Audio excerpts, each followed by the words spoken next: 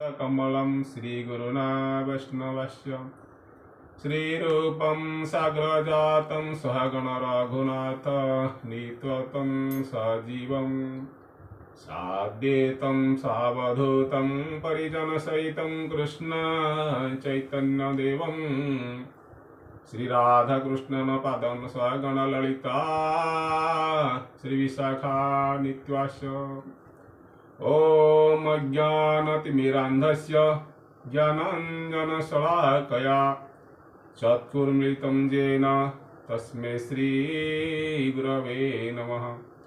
श्रीचैतन्यमनभीष्टं स्थापितं येन भूतले स्वयं रूपः कदा मह्यं ददाति सपदातिकं वञ्चाकल्पतरुभ्यश्च कृपा सिन्धुभ्य एव च पतितानां पावनेभ्यो वैष्णवेभ्यो नमो नमः।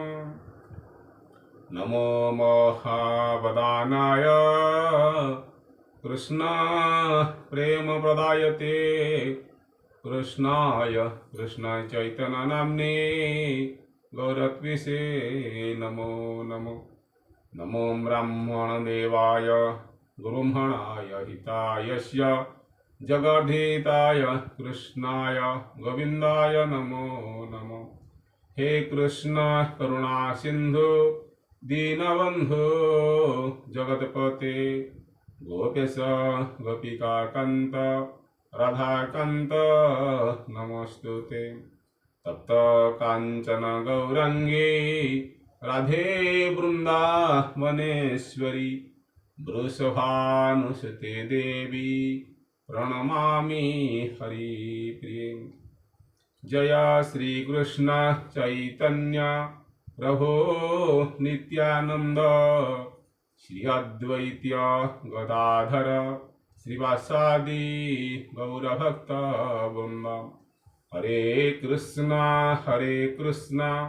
कृष्ण कृष्ण हरे हरे हरे राम राम राम हरे हरे। हरे कृष्ण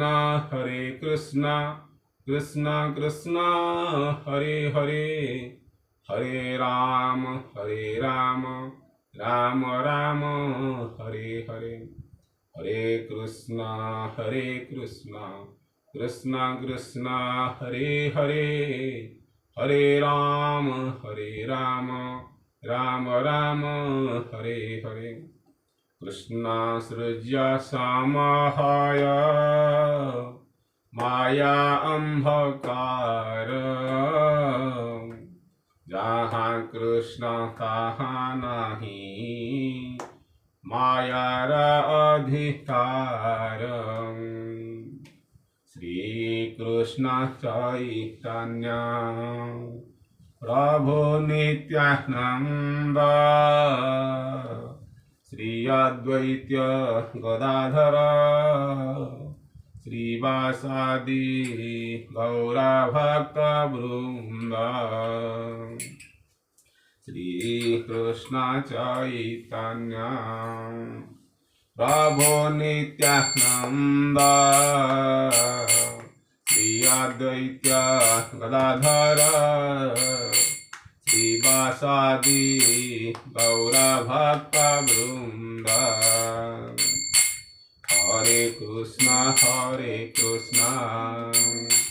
कृष्ण कृष्ण हरे हरे हरे राम राम राम हरे हरे। हरे कृष्ण कृष्ण कृष्ण हरे हरे हरे राम राम राम हरे हरे। हरे कृष्ण कृष्ण कृष्ण हरे हरे हरे राम राम राम हरे हरे। हरे कृष्ण कृष्ण कृष्ण हरे हरे हरे राम राम राम हरे हरे। ओम जय श्री गुरुदेव की जय, गौरेंद्र स्वामी महाराज की जय, अनंत कोटि वैष्णव की जय, सदा गोस्वामी की जय। जय श्री कृष्ण चैतन्य प्रभु नित्यानंद, श्री अद्वैत गदाधर श्रीवासादि गौर भक्त वृंद। श्रीमद् भागवत महात्म्य। ओम श्री गणेशाय नमः। ओम श्री गणेशाय नमः। ओम श्री गणेशाय नमः। ओम नमः भगवते वासुदेवाय। ओम नमः भगवते वासुदेवाय। ओम नमः भगवते वासुदेवाय। कृष्ण नारायणं वन्दे ब्रजप्रियं, कृष्ण नृपायनं वन्दे, कृष्णं वन्दे पृथासुतं, कृष्णं वन्दे पृथासुतं। श्रीमद्भागवत महात्म्य अथ तृतीय अध्याय, भक्ति देवी कष्ट निर्वृत्ति। नारद उवाच ज्ञान यज्ञं करिष्यामि शुकशास्त्रकथोजलं, भक्ति ज्ञान विरागाणं स्थापनार्थं प्रयत्नः। ज्ञान यज्ञं करिष्यामि शुकशास्त्रकथोजलं, भक्ति ज्ञान विरागाणं स्थापनार्थ प्रयत्नः। श्री नारद कहले, ताहले मु भक्ति ज्ञान वैराग्य को प्रतिष्ठित करने निमंते सुखदेव वर्णित उज्ज्वल भागवत कथा द्वारा जत्न पूर्वक ज्ञान यज्ञ करी। पुत्र कार्य मया यज्ञ स्थलं तत्तद् विचात्यामिह, महिमा सुखशास्त्रस्य वक्तव्यो वेद पारगैः। पुत्र कार्यो मया यज्ञः स्थलं तद् वाच्यतामिह, महिमा सुखशास्त्रस्य भक्तव्यो वेद पारगः। आपण माने मते गोटी उपयुक्त स्थान कहि दियंतु जोठु कि मु उक्त यज्ञ करी। आपण मान तो वेदर पारंगम, तेणु मते शुक शास्त्र महिमा कहतु। कियभिदेवसे सव्या श्रीमद्भागवती कथा, को विधिस्तत्र कर्तव्यो मेमादं व्यवृतामितः। कियभिदेवसे सव्या श्रीमद्भागवती कथा, को विधिस्तत्र कर्तव्यो ममेदं ब्रभूतामिह। श्रीमद् भागवत कथा केते दिन भितर शुणाइबा उचित, ता शुणिबार विधि कौन मते ताहा मध्य कहि दियंतु। श्री नारद जी सनकादि ऋषि को पचारचंती, हे महाभाग, हे प्रभु, आपण मते यार विधि विधान केउ स्थान हब मते कहंतु। कमारुचु शृणु नारद बक्ष्यम विनमाय विवेकिने, गंगा द्वार समीपे तु तटमानंद नामकम। शृणु नारद वक्ष्यम विनमाय विवेकिने, गंगा द्वार समीपे तु तटमानंद नामकम। सिद्धांत सनकादि कहले, हे नारद, आपण वास्तव में बड़ विनय विवेकी, तेणु आम समस्त विषय कहीदेचु शुणु। हरिद्वार निकट में गंगा नदी तटरे आनंद घाट नामक गोटे स्थान अच्छी। सनकादि कहते नारद मुनि जो सनकादि ऋषि पचारती कह, हे प्रभु, आपण कहतु क्यों स्थान भागवत कथा हम। ता शुणी सनकादि ऋषि कहले, नारद, आपण बहुत विवेकी, बहुत चतुर, तेणु आपण को मु कहूँ हरिद्वार निकट में गंगा नदी तटरे आनंद नामक एक घाट अच्छी, से घाट ही भागवत कथा पाठ करने आपण प्रयत्न करंतु। नाना ऋषि गणे दृष्टुम देव सिद्ध निषदी निषेवितं नाना तरुल कतार्णम नव कोमल बालुकम। सेठारे अनेक ऋषि वास करती, देवता सिद्धिमान मध्य से तीर्थ रे वास करती। सेठारे नाना प्रकार वृक्षलता पूर्ण हो रही और घाटरी स्वच्छ सुकोमल बालुकार पूर्ण। सौनकादि ऋषि से घाटर वर्णना करी कहते से जगहटा बहुत उत्तम रमणीय, एठारे बहुत गुड़े साधु सन्त वास करुछंती एवं सेठारे बहुत वृक्षलता अछंती। एठारे कोई का सहित द्वेष भाव नहीं, तेणुकर आपण से जगह ही उपयुक्त ठीक जगह, तेणुकर आपण से स्थान रे भागवत कथा पाई प्रस्तुत करंतु। रम्य मिमतादस्तम हेम पद्म सुरभम जत समीपस्थ जीवानम वैरम चेतसी नस्थितम। घाटटी बड़ा सुंदर एवं स्थानटी अत्यंत निर्मला, सेठारे सर्वदा स्वर्ण कमल सुगंधरे प्रसारित होता है। से आखपाखे रहुतिबा सिंह हाथी आदि पारस्परिक शत्रुता थिबा जीवगण मध्य भी वैरीभाव नाही। सेठारे आपण ज्ञान यज्ञ आरंभ कर दियंतु, सेठारे अन्यासरे भागवत कथा अपूर्व रस उदय हब।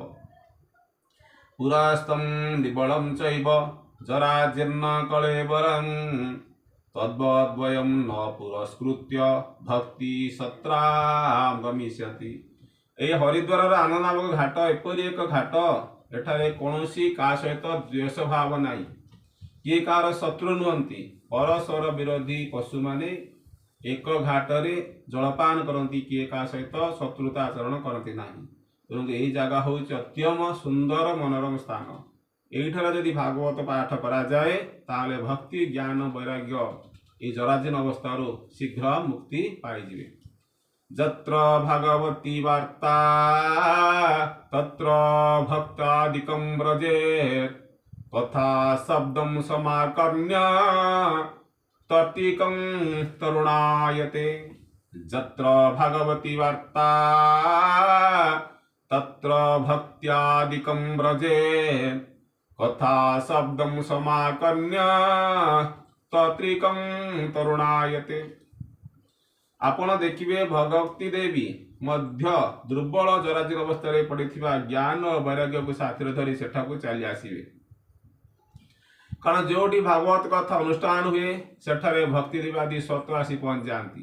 सेठारे सेमानक कानरे भागवत कथा शब्द पढ़िबा मात्रे तीन जन जाक तरण अवस्था फेरी पाइबे।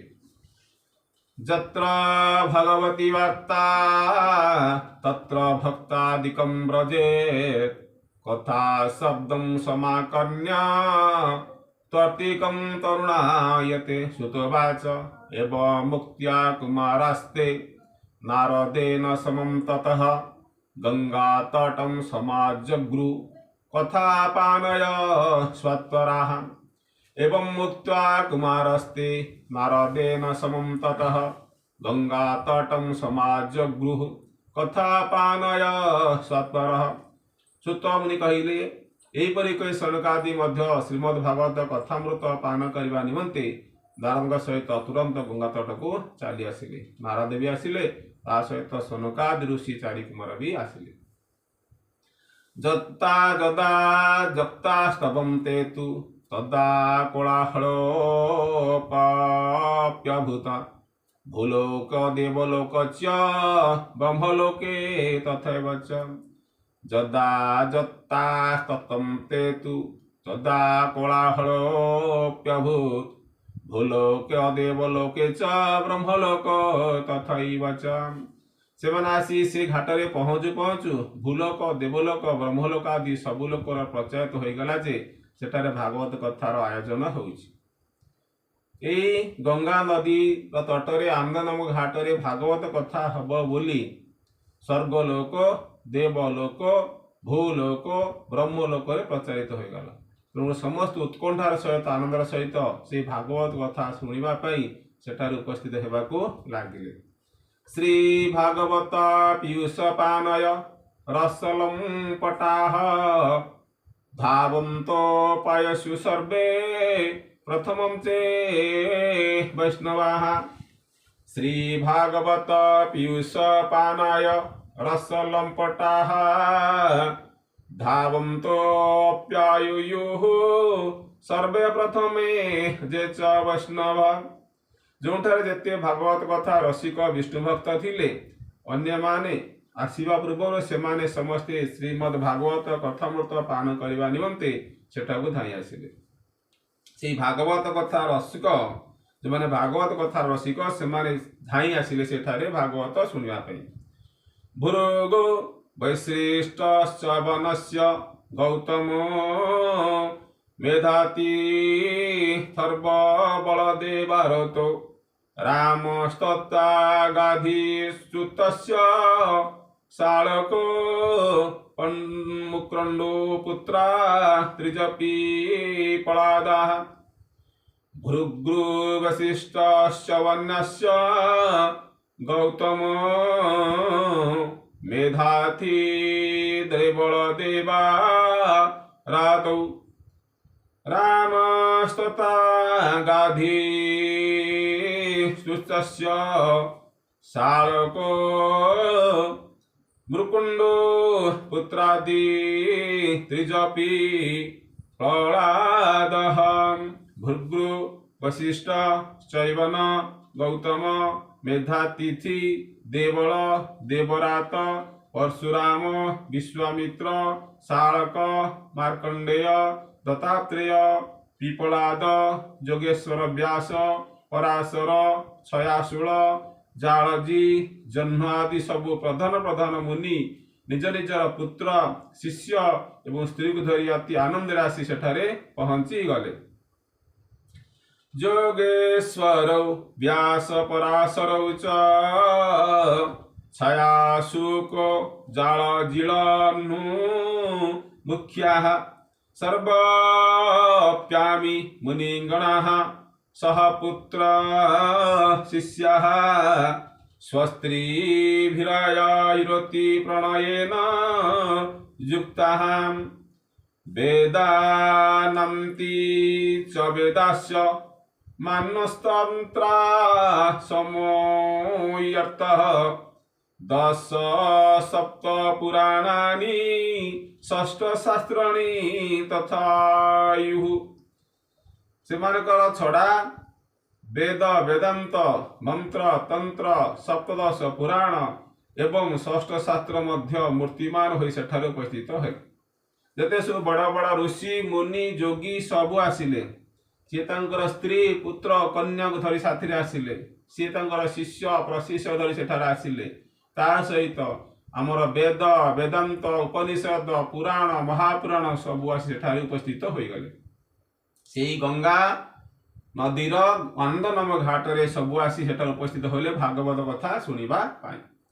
गंगादाह सरितस्तत्र पुष्करादि सरासि च क्षेत्राणि च दिशः सर्वा दण्डकादीननानि च गंगादाह सरितस्तत्र पुष्करादि सरासि च क्षेत्राणि च दिशः सर्वा दण्डकादीनानि च। गंगादि नदी माने पुष्करादि सरोवर माने कुरुक्षेत्र आदि क्षेत्र माने दंडकादि वन माने हिमालय आदि पर्वत माने दिग माने तथा देव गंधर्व दानव आदि समस्ते भागवत सुनवा को चली आसिले। जो माने निज निजर गौरव गरिमा कारण आसुनथिले महर्षि भृगु सेमानको बुझाई सुझाई सेठाको नै आसिले। एई भागवत कथा शुणापी सबु नदी सबु तीर्थ सबु पुष्करिणी सबु पहाड़ पर्वत चतुर्दिग गंधर्व दानव समस्त आसी पहुंची गले। और जो मैंने आसिले जर गर्वरे दंभरे जो मैंने आसिले से बुझाई सुझाई भृगु मुनि महर्षि भृगु से बुझाई सुझाई सेठाको नहीं आसिले। नगादय जजुत्रस्तत्र देवगंधर्व दानवाः गुरुत्वा तत्र नयातन भुग्रुः सम्बोध्य चानयत नगादय जजुसत्र देवगन्धर्व दानवाः गुरुत्वा तत्र नयातान भुग्रु सम्बोध्य चानयत दीक्षिता नरदेनाथ दत्तमासनुमुत मम कुमारा वन्दिताः सर्वे निषदो कृष्ण तप्तराः दीक्षिता नारदेनाथ दत्तमानसमुत मम कुमारा वन्दिता सर्वे नृष्यदुः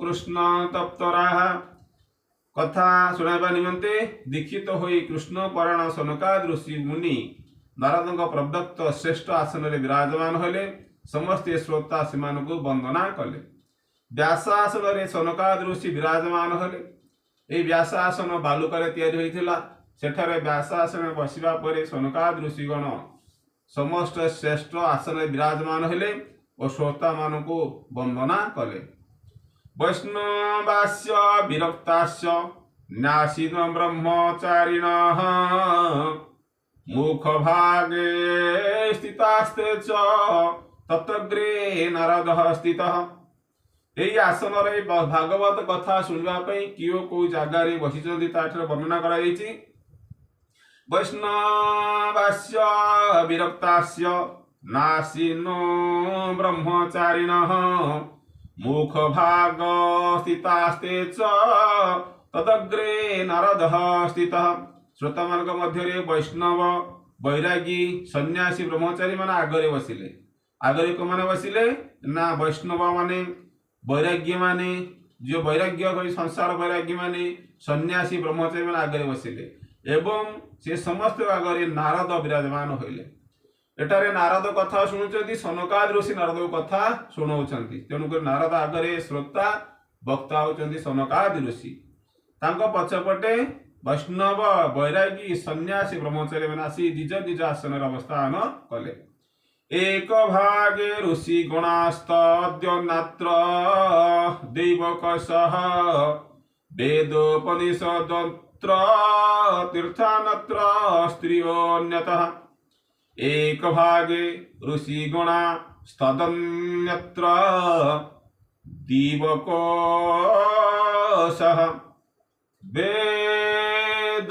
वेदोपनिषदोऽन्त्र तीर्थनात्र स्त्रियोऽन्यतः गोटे पटे ऋषिगण आ गोटे पटे देवगण बसिले वेद उपनिषद गोटे स्थान रे एवं तीर्थ माने अन्य एक स्थान रे बसिले वो अन्य एक स्थान रे बसिले नारीगण ये भागवत कथा श्रवण निमंते आगरे बसिले नारद ता पश्चात पछरे बसिले वैष्णवगण साधुगण वैराग्यगण एक साइड रे बसिले नारीगण आउ सब एक पाखरे बसिले जते पुष्करणी नदीगण और एक पाखरे बसिले जते धर्म ग्रंथ वेद उपनिषद सबगण वृक्ष लता कीट पतंग हिंस्र जंतु सब आसी निज स्थान रे आरोहण कले तया जया शब्दो नमः शब्दः शंक शब्द स्तवै च तथैव च सुर्णलाजा प्रसूनानं निक्षेपः सुमहानुभूत जया शब्दो नमः शब्दः शंख शब्द तथैव च चूर्णलाजा प्रसूनानं निक्षेपः सुमहानुभूत तापरे सकल दिगरु जय जयकार नमस्कार शंखध्वनि हेबाकु लागिला एवं बहु परिमाणर अबीर कुकुम खई एवं पुष्प वृष्टि हैला जो समय भागवत कथा आरंभ होती सब दिगरु जय जयकार कले देवता माने जय जयकार कले गंधर्व माने जय जयकार कले मुनि माने जय जयकार कले शंख ध्वनि हला से समस्त जे जाको नमस्कार कले यथायोग्य जे जाको प्रणाम जणाइले और सेठार अबीर कुकुम खई और पुष्प वृष्टि हैला देवता माने पुष्प वृष्टि कले विमानानि समुराह्य कियन्तो देवनायकाः कल्पवृक्ष प्रसून्यस्तान् सर्वं सत्र समाकिरन् विमानानि समारुह्य कियन्तो देवनायकाः कल्पवृक्ष प्रसून्निस्तान सर्वंस्तत्र समगिरन्। केतक श्रेष्ठ देवता विमान मार्ग बसी आकाश मार्ग ही सेठारे उपस्थित होई समस्त उपरे कल्पर वृक्षर पुष्प वृष्टि कले। देवता माने विमान रे बसी कथा श्रवण कले एवं अन्य मानक उपर को पुष्प वृष्टि कले। सुतवाच एवं तस्य कचितेषु श्रीमद्भागवतस्य च महात्मा मुचिरे स्वप्नं नारदाय महात्मने। सुतवाच एवं त्वसे कचितेषु श्रीमद्भागवतस्य च महात्मा मुचिरे स्वप्नं नारदाय महात्मने। एपरि भाବରେ पूजा समाप्त हेबा परे जेतेबेले समस्त एकाग्रचित होईगले सेतेबेले सनकाद ऋषि महात्मा नारद को श्रीमद् भागवतर महात्मा स्पष्ट भाव शुणा को आरंभ कले। जेतला भागवत कथा आरंभ होला से समय प्रथमे भागवतर महात्मा सनकाद ऋषि नारद मुनि की सुनाउछंती। कुमारुचुः अथ ते वर्णतोऽस्मि भीम हिमाशुक शास्त्रजः जस्य श्रवण मात्रेण मुक्ति करतले स्थिता। अथ ते वर्ण्यतोऽस्माभिर्महिमा शुकशास्त्रकः जस्य श्रवणमात्रेण मुक्ति करस्थले स्थितः। सनकादि कहउछन्ति वर्तमान आमे आपण मानकु भागवत शास्त्र महिमा सुनाउछु। या श्रवण करबा मात्रे मुक्ति हाथ मुठा को चली आसे। भागवत कथा एते बड़ महान ग्रंथ दार श्रवण करबा मात्रे मुक्ति ही मिलिबो। सिया हाथ कळ मुष्टरे बांधी होई रहिबो। जदा सदा सेव्या श्रीमद्भगवती कथा जस्य श्रवण मात्रेण हरिश्चितं समाश्रयेत्। सदा सेव्या श्रीमद्भगवती कथा जस्या श्रवण मात्रेण हरिश्चितं समायते। ये ग्रंथ रे 18,000 श्लोक श्रीमद्भागवत कथा सदा श्रवण आस्वादन करबा आवश्यक। या श्रवण करबा मात्रे श्रीहरि आसी हृदय विराजमान होचंती। आपको बारंबार श्रवण करबा बारंबार पठन करबा निहाती दरकार। आपको यदि बारंबार श्रवण हुए बारंबार पठन हुए ताले श्रीहरि आसी निश्चय हृदय रे वास करंती। ग्रंथो अष्टादशास्रहस्यो 12 स्कंद सन्नितः परीक्षीचुक संवादः शृणु भागवतं च तत। ग्रंथो अष्टादशसहस्रो 12 स्कंद सन्नितः परीक्षीचुक संवादः शृणु भागवतं च तात। ए ग्रंथ रे 18,000 श्लोक 12टी स्कंध्या रही तथा एथिरे सुखदेव राजा परीक्षितଙ୍କର संवाद रही। आपण माने भागवत शास्त्र मन ध्यान दे सुनंतु।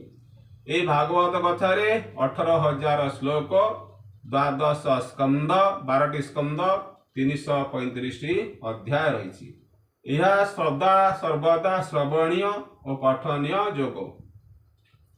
जावत संसार चक्रे अस्मिन् भ्रमत ज्ञानतः पुमान् जावत कर्णगता नास्ति शुकशास्त्र कथाख्यनं तावत संसार चक्रस्मि भ्रमते ज्ञानतः पुमान् जावत कर्णगता शास्ति नास्ति शुकशास्त्र कथाख्यनं। जे पर्यंत क्षण हेले मध्य सुखशास्त्र कथा कान रे पड़ी न थाए जे पर्यंत जीव अज्ञान वशतः यह संसार चक्र रे पड़ी घुरु थाए जो पर्यंत यही जन्म मृत्यु जरा व्याधि चक्र रे जीव पड़ी थाए से पर्यंत से ही पड़ी थाए। से जन्म हेब मृत्यु हब बुढ़ा हब रोग वैराग हब। जो समय यही जीवात्मार कान भितर भागवत कथा प्रवेश करे से दिन ठू तार मुक्तिर बाट खोली जाए। तावत संसार चक्रस्मिन भ्रमति अज्ञानतः पुमान, से संसार चक्र अज्ञान सहित घूरी बुले। जावत कर्णगता नास्ति सुख शास्त्र कथा खणम, जे पर्यंत तार कर्ण भितर ए सुख शास्त्र कथा प्रवेश न करिछि से पर्यंत तार मुक्ति नाही। किं सूत्रे ब्रहुलिभि शास्त्रे पुराणस्य भ्रमावहे, एकं भागवतं शास्त्रं मुक्तिदानेन गर्जति। मुक्ति देवा निमंते एकमात्र भागवत शास्त्र सेवन ही यथेष्ट। तेणु अन्यान्य नानाविध शास्त्र पुराण शुणी लाभ कौन? से सब को शुणिले बरम वृथारे मनुष्यर भ्रम पड़े। किं श्रुतिर्बहुभिः शास्त्रः पुराणस्य भ्रमावहे, एवं भागवतं शास्त्रं मुक्तिदानेन गर्जति। कथा भागवतं स्यापि नित्यं भवति यद्गृहे, तद्गृहं तीर्थरूपं हि वसतं पापनाशनं। जो घरे प्रतिदिन श्रीमद् भागवत कथा चर्चा हुए से घर तीर्थरूप हो जाए और से घर लोकंकर सकल पाप नष्ट हो जाए। जदि प्रत्येक दिन जो घरे भागवत कथा भागवत शास्त्र पठन हुए चर्चा हुए से घर तीर्थरे परिणत हो जाए। यह हूँ श्रीमद् भागवतर महात्म्य। अश्वमेध सहस्राणि वाजपेय शतानि च, शुक शास्त्र कथायाश्च कालं निहन्ति षोडशीम। अश्वमेध सहस्राणि वाजपेय शतानि च, शुक शास्त्र कथाश्च कालं निहन्ति षोडशम्। यही शुकशास्त्र सार प्रभाव 16 अणा हेले 1000 अश्वमेध 100 बाजपेय यज्ञर प्रभाव मिसी अणाए मध्य होई पारिबो नाही।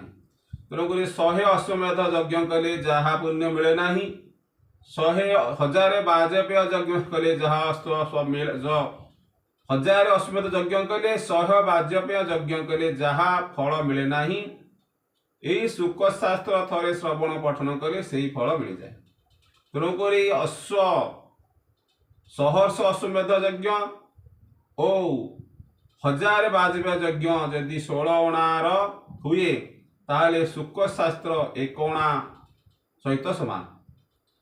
यही शुकशास्त्र यही शुकशास्त्र सार प्रभाव 16 अणा हेले जदि 16 अणा हुए शुकशास्त्र भागवत पाठन यदि 16 अणा हुए तार 1000 अश्वमेध और 100 बाजपेय यज्ञ जदि 1000 अश्वमेध यज्ञ कराहब 100 बाजपेय यज्ञ कराहब ताले मिसिक 1 अणा हम। तेणुक ता सहित केबे ये समान हो पारिबनी। तावत पापानि देहेस्मिनि वसन्ति तपोधनाः, जावन श्रूये सम्यक् श्रीमद्भागवतं नरः। तावत पापानि देहेस्मिनि वसन्ति तपोधनाः, जावन श्रूयते सम्यक श्रीमद्भागवतं नरः। जे हे तपस्वी मुनि ऋषिगण, जे पर्यंत मनुष्य भल रूपे श्रीमद्भागवत श्रवण करि नाही जे पर्यंत ताहेले से पर्यंत ता देहरे पाप निवास करि थाए। भागवत श्रवण न करिवा जोगु पापीर पाप बढ़ी बढ़ी जाए। जेतेबेले भागवत श्रवण हुए सेतेबेले पाप नष्ट हो जाए। जेते पाप करथिले भी सबु पाप नष्ट हो जाए भागवत श्रवण द्वारा।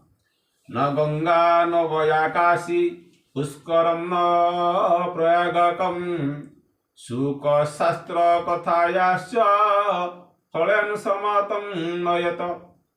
न गंगा न गया काशी पुष्करम न प्रयागकम, शुक शास्त्र कथायाश्च फलेन सम्मतं नयत। फल दृष्टि देखिले गंगा गया काशी पुष्कर बा प्रयाग आदि कौन तीर्थ यही शुक शास्त्र समकक्ष हो पारिबे नाही। गंगा स्नान कले जहाँ फल मिले, गया पुष्कर स्नान कले जहाँ फल मिले, प्रयागराज स्नान कले जहाँ फल मिले, ए सब फल यही सुख शास्त्र श्रवण कले ताठू अधिक फल मिलता है। तेणुक ये सब स्नान किसी आवश्यकता नहीं। जदि यही भागवत कथा रसामृत पान करा जाए ताले सबु तीर्थर फल एका संगरे मिली जाए।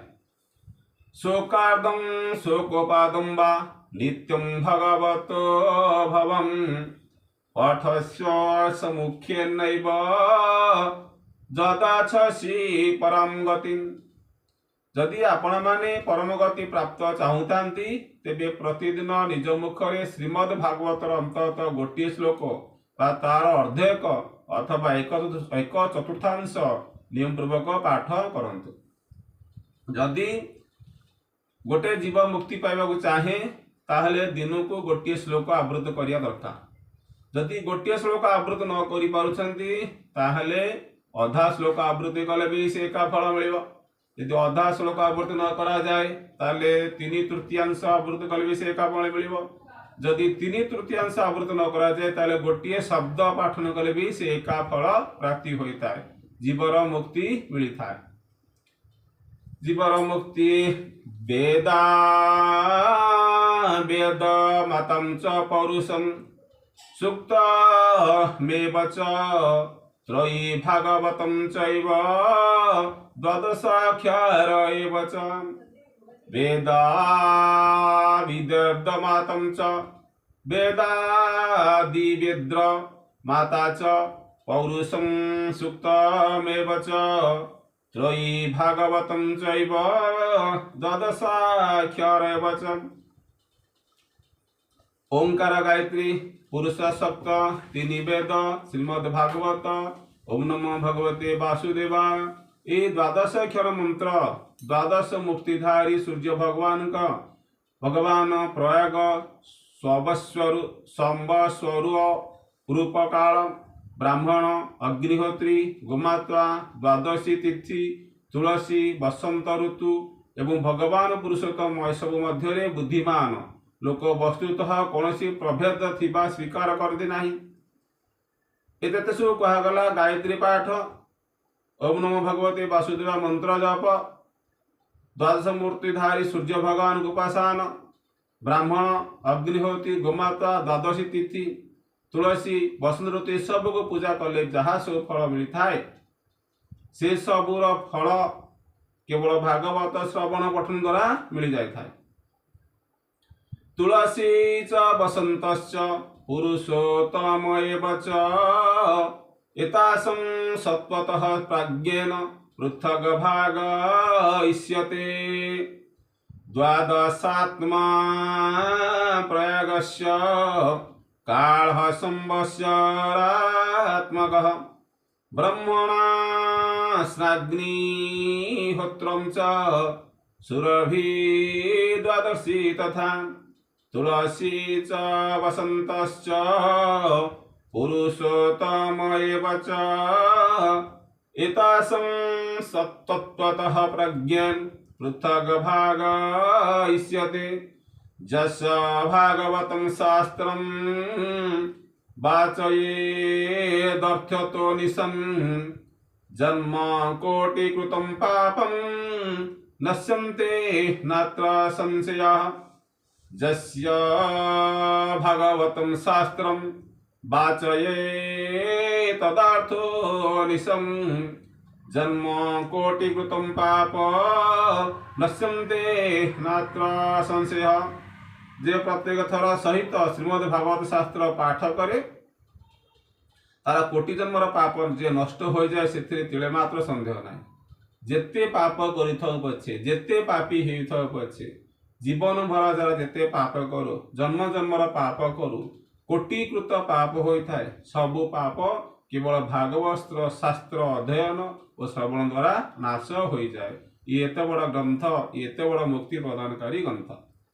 शोका श्लोकार्धं श्लोकपदं वा पठेद भागवतं जः नित्यं पुण्यमवाप्नोति राजस्वस्मवेधायः। शुक्लार्धं श्लोकोपादं वा पठेद भागवतं च यः नित्यं पुण्यमवाप्नोति राजसूयाश्वमेधयः। जे प्रतिदिन भागवत गोटे श्लोकर अधा एपरिक एक चतुर्थांश अर्थ सहित पढ़े ताकू राजस्व अश्वमेध यज्ञर फल मिले। यदि राजस्व यज्ञ करा जाए, अश्वमेध यज्ञ करा जाए, बहुत गुड़े धन संपदा दरकार, बल दरकार, सबू दरकार। ता जो से अश्वर यज्ञर फल मिलता है। जदि ये यज्ञ करने को सक्षम कोई जीव न हो पारे ताले से कोई फल पाइब ना। एक भागवतर श्लोकर अर्ध पाठ कर श्लोक पादम पाठ कर तार अर्थ सहित बुझ ताले से राजस्व यज्ञ अश्वमेध यज्ञर फल पाई परिबो। भक्तं भागवतं नित्यं कृतं च हरिचिन्तनं तुलसी पोषणं चैव धेनूनां सेवनं समं। भक्तं भागवतं नित्यं कृतं च हरिचिन्तनं तुलसी पोषणं चैव धेनूनां सेवनं समं। नित्य भागवत पाठ करिबा, नित्य भागवत चिंतन करिबा, नित्य तुलसी वृक्ष रे जल देवा और प्रतिदिन गोमातांगर सेवा करिबा, ए चारोटी कर्म समान फलप्रद। जदि गोटे लोक नित्य प्रतिदिन भागवत पाठन करे, नित्य भागवत का चिंता करे, भगवान चिंता करे, प्रतिदिन तुलसी वृक्ष रे जलदान करे, प्रतिदिन गो सेवा करे, ये चारोटी कर्म जहाँ फल मिले भागवत पठन करे भी सही फल मिले। तेणुक भागवत पठन श्रवण बहुत मूल्यवान। अंत काले तु जनैव श्रूयते सुख शास्त्रवाज। अंत काले तु जनैव श्रूयते सुख शास्त्रवाक। प्रीत्या तसेव वैकुंठं गोविंदपि प्रजाच्छति। अंतकाले तु जनैव श्रूयते शुक्लशास्त्रवाक। प्रीत्याः तस्यैव वैकुंठं गोविंदपि प्रजाच्छति। जो व्यक्ति जीवन अंतकाल श्रीमद् भागवत वाक्य श्रवण करती, भगवान कथा शुणती, भगवान तांको उपरे संतुष्ट होई तांको वैकुंठ धाम प्रदान करते। तेणुक आजिकाल जुग चेंज हो गलानी। तेणुक मो पिला बेले देखी जिते भागवत गोटे लोक वृद्धा व्यक्ति मरण शଯ୍या पड़ी थाए, से समय गाँव रे पढ़ा पिला शिक्षित पिला को नहीं तार कान पाखरे भागवत पाठ करा जाए। से भागवत पाठ श्रवण द्वारा जीव जेते पाप करि थाए, भागवतर गोटे शब्द ता कान भितर प्रवेश करने द्वारा से सबु पापरु मुक्ति पाई जाए।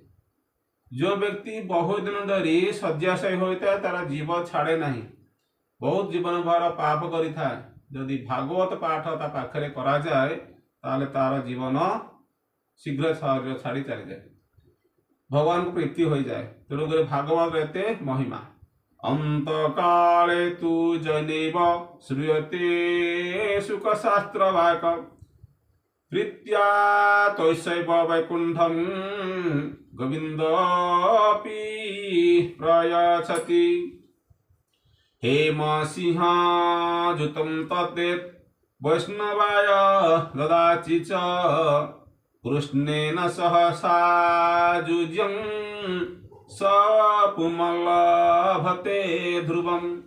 हेमसिंहाजुतं तच्चैतद् वैष्णवाय ददाति च।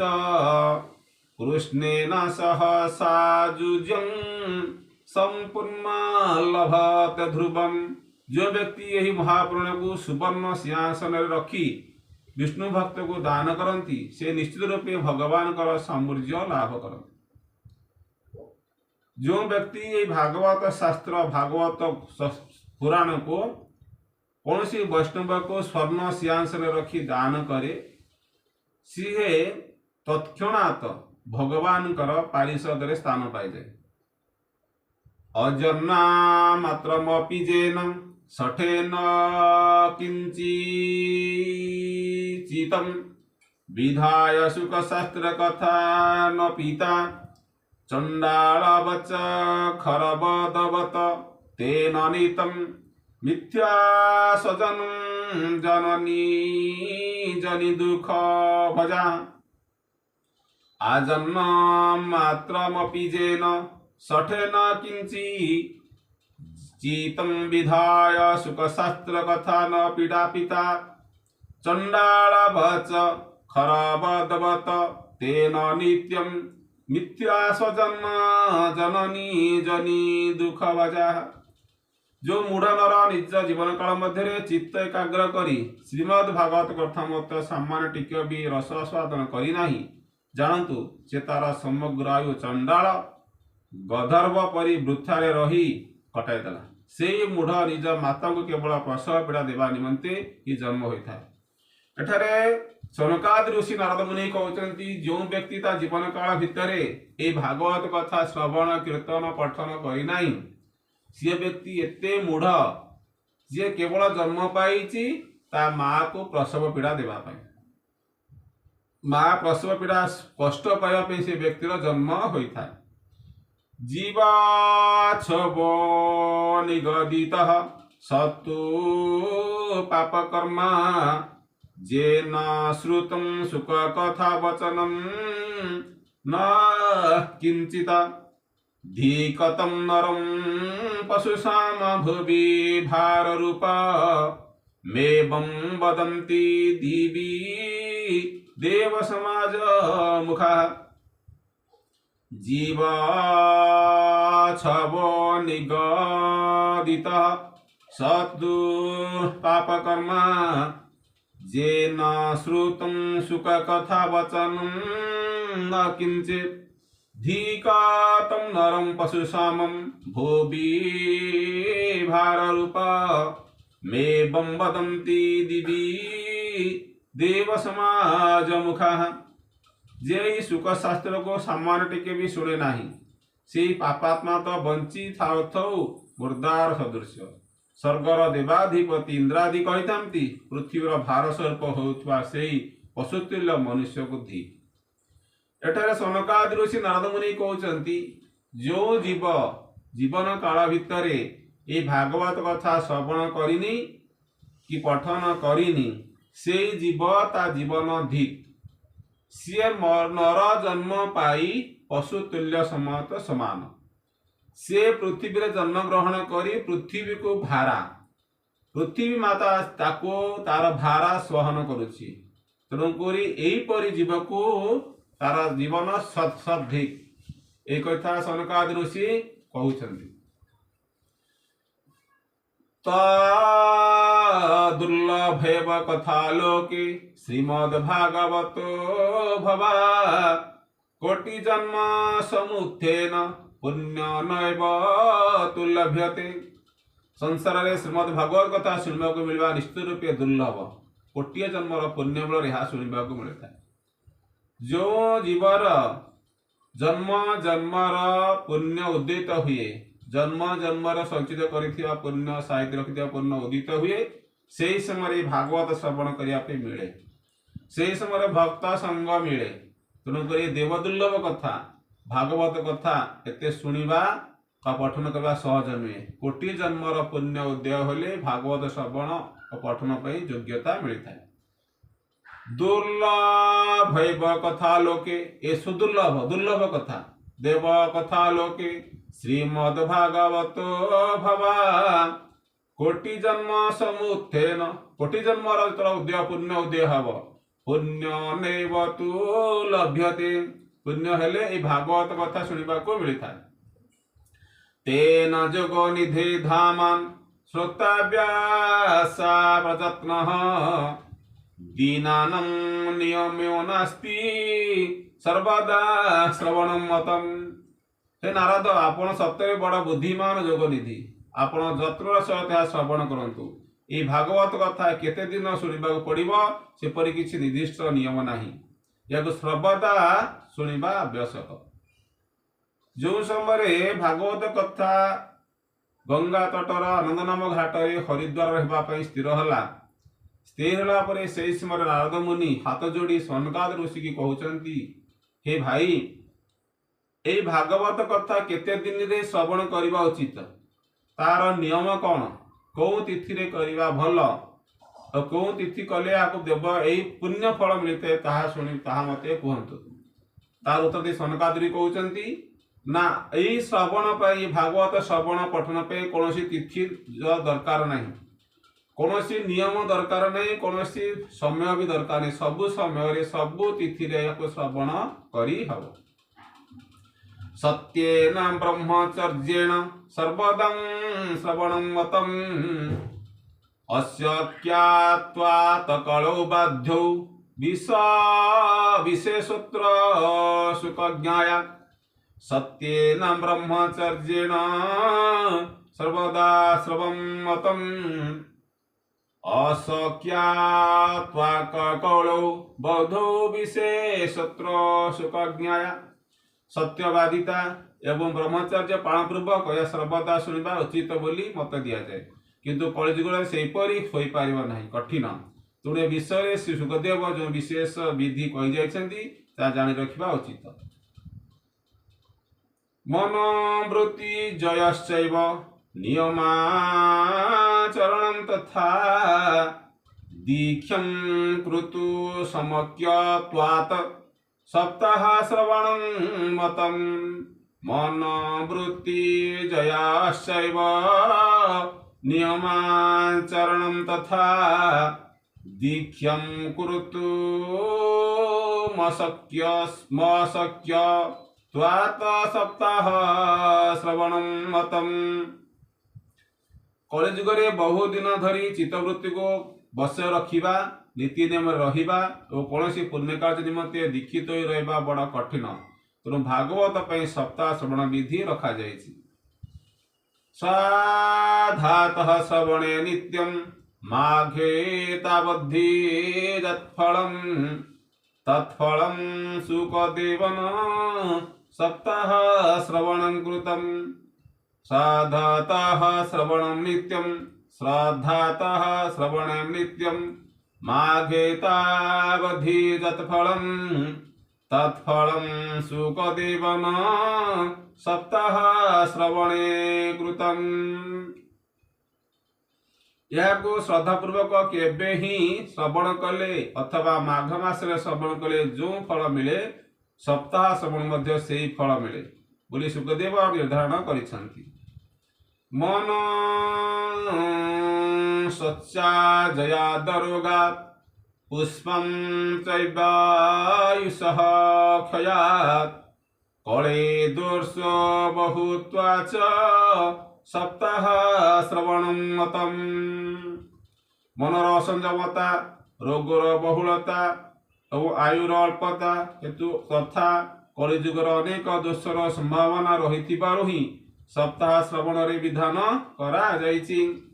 जत्फलं नास्ति तपस्या न योगेन समाधिना अन्यायसेन तत्सर्वं सप्ताह श्रवणं लभेत्। जत्फलं नास्ति तपस्या न योगेन समाधिना अनायासेन तत्सर्वं सप्ताह श्रवणे लभेत्। श्रीमद् भागवत श्रवण करबा यज्ञ ठार मध्य श्रेष्ठतर। यह व्रत तप तीर्थ सेवक और जोग ठार मध्य श्रेष्ठतर। एपरिक या ध्यान यज्ञ ठार मध्य श्रेष्ठतर। भागवत सप्ताह श्रवण विशेषत्व मु केते अबा वर्णना करि पारिबी। अत्यंत आनंदर कथा जे या सबुठारु मध्य श्रेष्ठतर। मानवर मनर असंजता, रोगर बहुलता, आयुर अल्पता हेतु तथा कलिजुगर अनेक दोषर संभावना रही सप्ताह श्रवण विधि करा जायछि। तप जोग समाधिस्थ मध्य जो फल मिल पारे नाही अखंड भाव सप्ताह श्रवण मध्य से फल सहजरे मिलता है।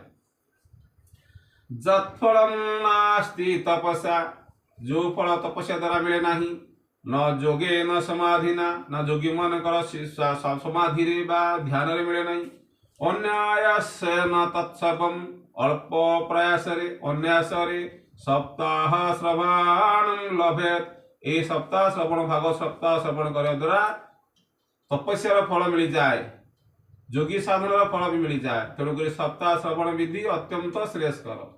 यज्ञांत गर्जति सप्ताह, सप्ताहो गर्जति व्रतात्, तपस्सो गर्जति प्रच्योस्तीर्थादित्यं हि गर्जति। यज्ञाद गर्जति सप्ताह, सप्ताहो गर्जति व्रतात्, तपस्सो गर्जति प्रच्यस्तीर्था नित्यं हि गर्जति। योगादगर्जति सप्ताहो, ध्यानज्ञान च गर्जति। किं ब्रह्म गजनं तस्य, रे रे गर्जति गर्जति। योगादगर्जति सप्ताहो, ध्यान ज्ञान च गर्जति। किं ब्रह्म गर्जनं तस्य, रे रे रे रे गर्जति गर्जति। श्रीमद् भागवत सप्ताह श्रवण करिबा यज्ञ ठार मध्य श्रेष्ठतर, या व्रत तप तीर्थ सेवन जोग ठार मध्य श्रेष्ठतर, एपरिक या ध्यान ज्ञान ठार मध्य श्रेष्ठतर। भागवत सप्ताह श्रवणर विशेषत्व मु केते अबा वर्णना करि परिबि। अत्यंत आनंदर कथा जे यह सबुठार मध्य श्रेष्ठतर। सनकवाच साश्चर्यमेतत्कथितं कथानकं ज्ञानादिर्धवर्णं विगणज्य सम्प्रतं नृश्रेयसे भागवतं पुराणं जातं कुतो जोगो विदादि सूचकम्। आश्चर्यमेतत् कथितं कथानकं ज्ञानादि धर्मान् विगणज्य सम्प्रतं नृश्रेयसे भागवतं पुराणं जातं कुते जोगो विदादि सूचकम्। सौनक पचारे हे सुत महाराज, आपण जहाँ सब कहले एते सब तो बड़ आश्चर्य परि लागुछि।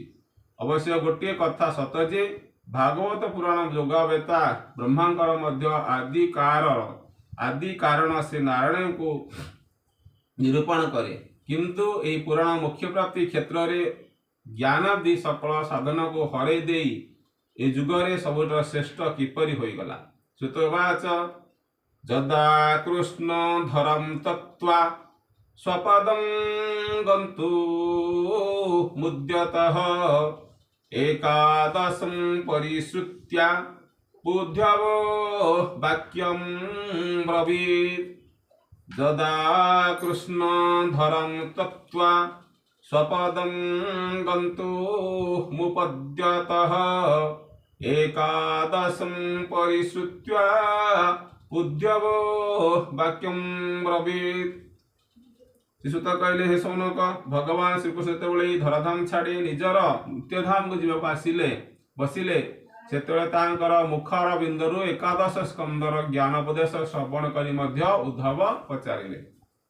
उद्धव उवाच त्वं तु जस्यसि गोविन्द भक्त कार्यं विधाय च मर्चिते महता चिंता तं श्रुत्वा सुखमावह। त्वं तु जस्यासि गोविन्द भक्त कार्यं विधाय च मर्चिते महता चिंता तं श्रुत्वा सुखमावह। आगतोऽयं कलिघोरौ भविष्यन्ति पुनः खलाः तत्संगे नैव सन्तोऽपि गमिष्यन्त्रुव्रतं यदा आगतोऽयं कलिघोरो भविष्यन्ति पुनः खलाः तत्संगे नैव्यसन्तोऽपि गमिष्यन्तु व्रतं यदा तदा भारावती भूमि गोरूपेयं कमाश्रयेत् नानु न दृश्यते तत्र त्वतः कमललोचनम् अतः श्वश्रुद्वयं कृत्वा भक्तावश्यमा व्रज भक्तार्थं सगुणो जातो निराकारोऽपि चिन्मयः त्वादवियोगेन ते भक्ता कथं स्थास्यन्ति भूतले निर्गुणो पास्यन्न कष्ट मतः किञ्चिदविचारय इत्युद्धवचः श्रुत्वा प्रभासो चिन्तय धरिः भक्तावलम्बनार्थाय किं विधये मयति च स्वकीयं ददवेतेजस्तश्च भागवत तधात् तरोधाय प्रविष्टोऽयं श्रीमद्भागवत निवम् तेनयं वाङ्मयी मूर्तिः प्रत्यक्षा वर्त्यते हरे सेवनाश्रवणात् पाठात् दर्शनात् पापनाशिनी सप्ताह श्रवं तेन सर्वेभ्यो पाधिकं कृतं साधनानि तिरस्कृत्य कलो धर्म हयमीरितः दुःख दरिद्र दुर्भाग्य पाप प्रक्षालनाय च काम क्रोध जयार्थं हि कलो धर्म हयामीरितः अन्यथा वैष्णवी माया दैवीरपि सुदुस्तज्या कथं तज्या भवेत् पुंभिः सप्ताहोत्र प्रकीर्तः। उद्धव पचारे हे गोविंद वर्तमान तो आपण निज भक्त मानकर कार्य करदे स्वधम को चली जावाक चाहूचंती किंतु मो मन में गोटे बड़ा चिंता जागृत होइछि आपण ताहा सुनी मते शांत प्रदान करंतु। अगो आगो तोयं कली घोरं भविष्यन्ति पुनः खलाः तत्संगे नैव सन्तोऽपि गमिष्यन्तु गतं यदा। वर्तमान जानतु घोर कलिकाल आसीगला तेणु संसार में पुनर्बार अनेक दुष्ट जन्मिबे सेमानकर संसर्ग आसी जेतेबेले अनेक सत्पुरुष मध्य उग्र स्वभाव होइजिबे सेतेबेले सेमानकर भार आक्रांत होई रोग गोरु रूप धारी पृथ्वी कहार शरण नेबे। हे कमललोचन आपणकर व्यतीत पृथ्वी को रक्षा करिबा भली द्वितीय पुरुष तो के देखा जाऊनाहांती। तदा भारवती भूमि गोरूपेणं कामश्रयेत् अन्नूना दृश्यते तत्र त्वत्वः कमललोचन। अतः श्वश्रुद्वयं कृत्वा भक्तवशमा व्रज भक्तार्थं सुगुणो जातो निराकारोऽपि चिन्मयः। तेणु हे भक्तवत्सल आपण साधु मानक उपरे कृपा करी एठारु चली जातु नाही। हे भगवान आपण निराकार ଚିନ୍ମାତ୍ର ହୋଇ ମଧ୍ୟ ଭକ୍ତମାନ ନିମନ୍ତେ ହିଁ ତ ସତ ଗୁଣ ସଗୁଣ ରୂପ ଧାରଣ କରିଛନ୍ତି।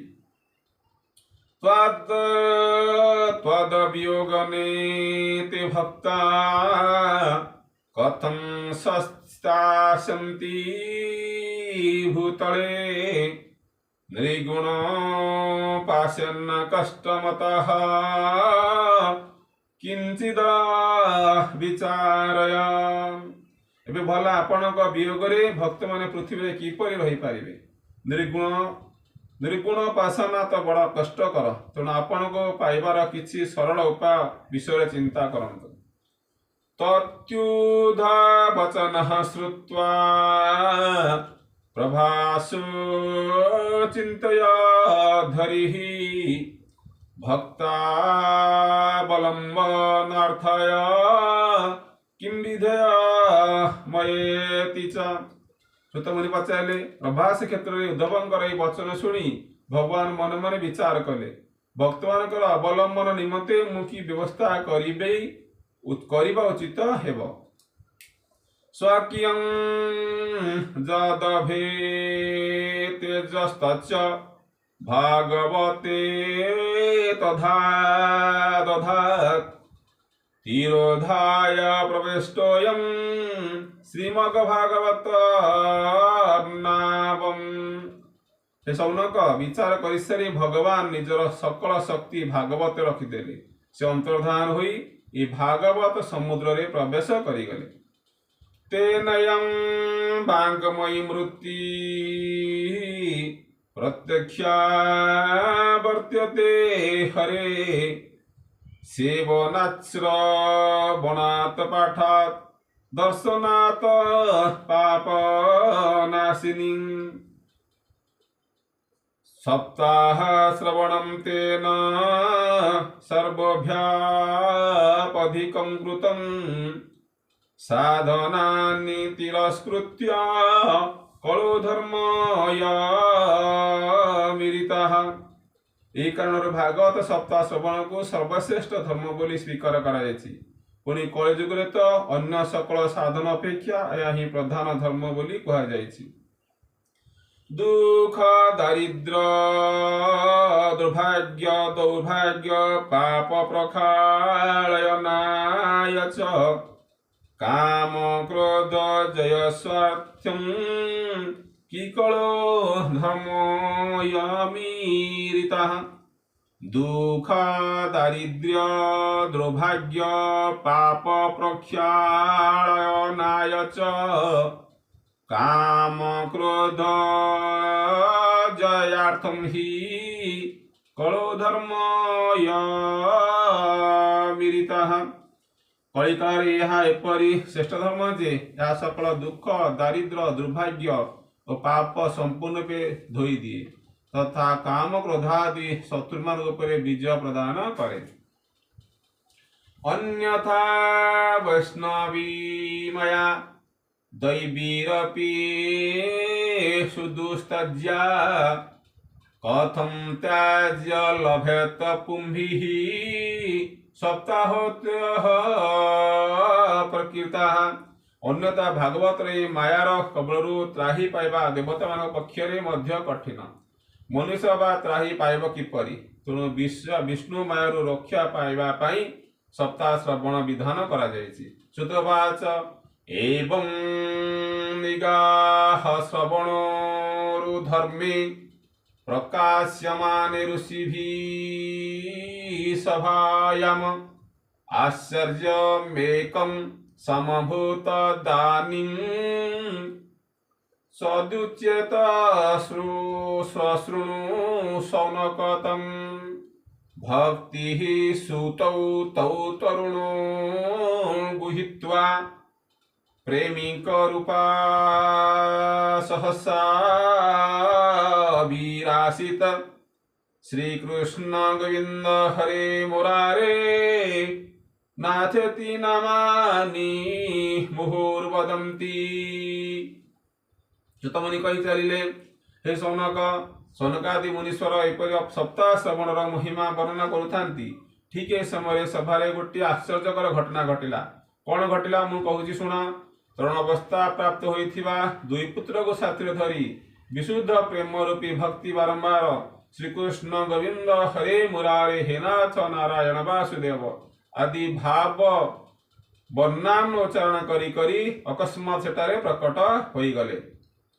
तम चागतम भागवत तीर्थाभूषम स्वौ चारुवेशम दुर्दुषुः सद्यसः कथं प्रविष्टा कथामागतेयं मध्ये मुनिनामिति तर्कयन्ति ऊचुः कुमारवचनं तदानीं कथार्थतो निष्पत्तिता धुनेयम् एवं गिरहसा सुतानि सम्य सनत कुमार निजगादनम्रा।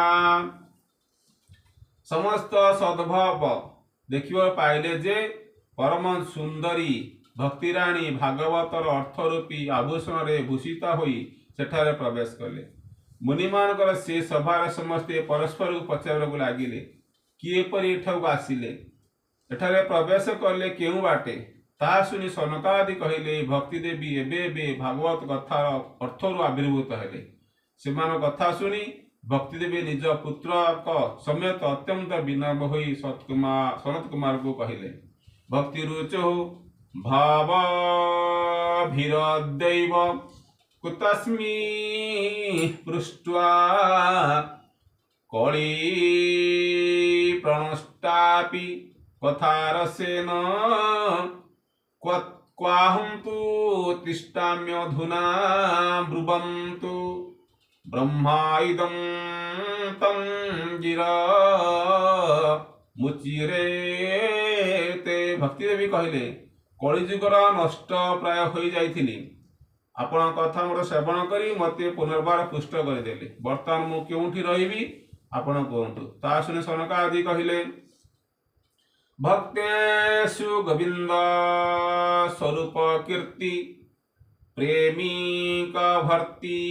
भवरोगो हन्तिन सातं च तिष्ठस्य सुधीर्जस्य श्रेया निरंतरं वैष्णव मानसानी। तुम्हें भक्तमान भगवान का स्वरूप प्रदान करिथा तुम्हें अन्य प्रेम संपादन करिथा ए संसार रोग निर्मूल करिथा तेणु तुम्हें धैर्य धरी नित्य निरंतर विष्णु भक्तमान हृदय ही निवास कर। तोपि दोषः कलिजाइमे त्वं दृष्टं च सक्तः प्रभवोऽपि लोके एवं ददा ज्ञावसरोऽपि भक्ति सदा निसन्ना हरिदास चिते।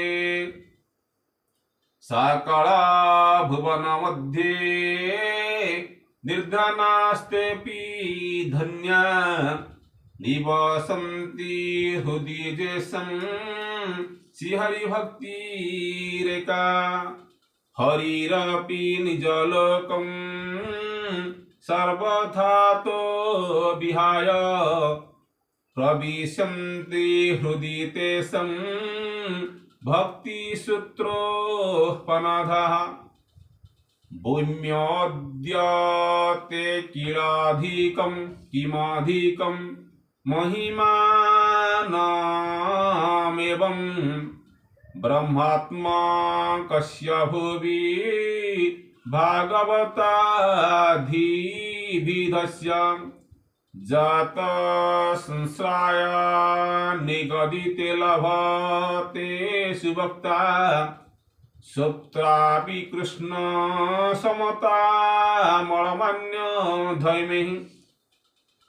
जो मानक हृदय एकमात्र श्रीहरि प्रति भक्ति निवास करे से माने त्रिलोकर अधिवासी मानक मध्यरे भौतिक संपद दृष्टि अत्यंत निर्धन होइथिले मध्य परम धन्य कारण ये भक्ति सूत्र बांधी होई साक्षात भगवान मध्य तांकर परम धाम छाड़ी आसी से भक्तवान हृदय नित्य निवास करती।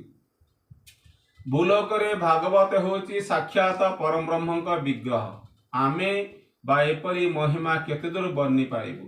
यार आश्रय नहीं यह शुणाइले तो शुणुवा लोक उभय श्रीकृष्ण स्वरूप मुक्ति पाई जाती। सुतरां भागवतर आश्रय छाड़ी अन्य धर्मर मातिबारे बाकी प्रयोजन रही। ब्रूमेद्यते किमधिकं महिमानमेवं ब्रह्मात्मा कस्य भुवि भवताभिदस्य जाता संश्राय निगदिते लभते सुभक्ता सुत्रापि कृष्ण समतामलमन्य धैमेः इति श्री पद्मपुराणे उत्तरखंडे श्रीमद्भागवत महात्म्ये भक्ति कष्ट निवर्तनम नाम तृतीय अध्याय।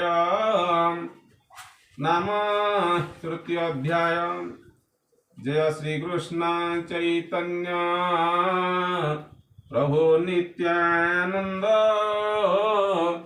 श्री अद्वैत गदाधर श्रीवासादि गौर भक्त वृंद। हरे कृष्ण कृष्ण कृष्ण हरे हरे, हरे राम राम राम हरे हरे। हरे कृष्ण कृष्ण कृष्ण हरे हरे, हरे राम राम राम हरे हरे। हरे कृष्ण।